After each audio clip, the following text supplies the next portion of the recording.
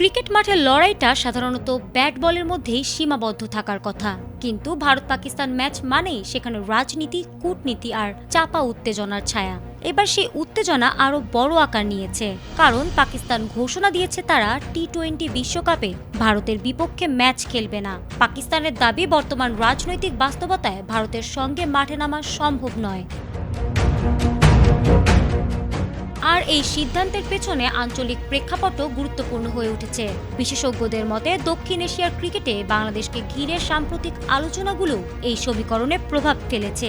বাংলাদেশকে কেন্দ্র করে টুর্নামেন্ট আয়োজন, অংশগ্রহণ এবং পক্ষপাতের অভিযোগ নতুন করে বিতর্ক তৈরি করেছে।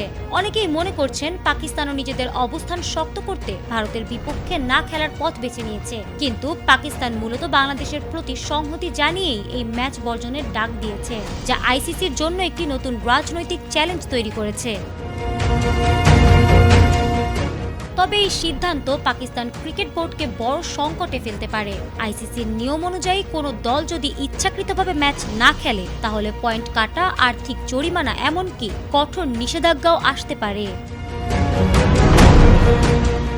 তবে পাকিস্তান ক্রিকেট বোর্ড আইনি সুরক্ষা হিসেবে ফোর্স ম্যাজিউর বা অনিবার্য পরিস্থিতির ধারাটি ব্যবহার করার পরিকল্পনা করছে।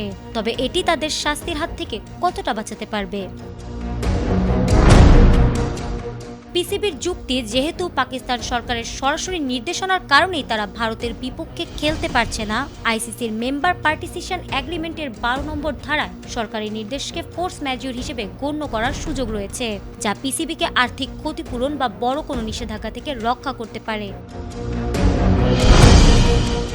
তবে আইসিসি এবং ভারতীয় ক্রিকেট বোর্ড এটিকে একটি দুর্বল যুক্তি মনে করছে। তাদের মতে পিসিবি চেয়ারম্যান মহসিন নাকভি নিজেই পাকিস্তান সরকারের স্বরাষ্ট্রমন্ত্রী, তাই এই সরকারি নির্দেশকে স্ব-আরোপিত বা ইচ্ছে করে তৈরি করা পরিস্থিতি হিসেবে দেখা হতে পারে। এদিকে পাকিস্তান পুরো টুর্নামেন্ট খেলছে, শুধু ভারতের বিপক্ষে ম্যাচটি বাদ দিচ্ছে, যা নিয়মের সঙ্গেও সাংঘর্ষিক।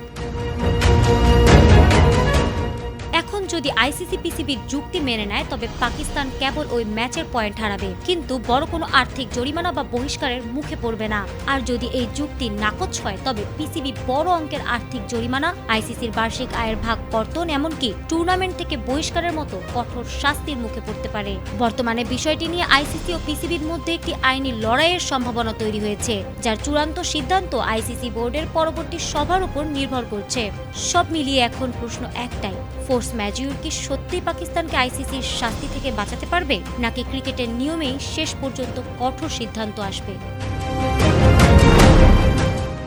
ফারহানা হক, এটিএন বাংলা।